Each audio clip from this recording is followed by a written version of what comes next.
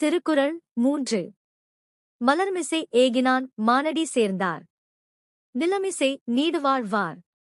பொருள்: தாமரையின் மேல் அமர்ந்திருக்கும் இறைவனின் திருவடிகளை மனமார பற்றிக் கொண்டவர்கள் இந்த உலகில் நீண்ட காலம் புகழுடனும் நல்வாழ்வுடனும் வாழ்வார்கள்.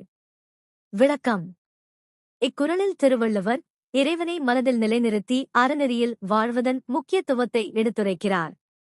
இறைவனின் திருவடிகளை அடைவது என்பது வெறும் வழிபாட்டை மட்டும் குறிக்காது, பணிவு, ஒழுக்கம், கருணை மற்றும் நற்செயல்களுடன் வாழ்வதையும் குறிக்கிறது. இத்தகைய வாழ்க்கை மனிதனுக்கு நிலையான மகிழ்ச்சி, மதிப்பு மற்றும் புகழை அளிக்கும்.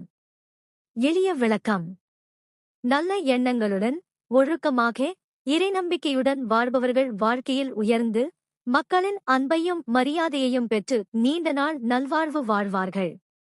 வாழ்க்கை பாடம்: இறைநம்பிக்கையும் நல்லொழுக்கமும் இணைந்த வாழ்க்கை நிலையான மகிழ்ச்சிக்கும் சிறப்பான வாழ்வுக்கும் அடித்தளமாக அமைகிறது.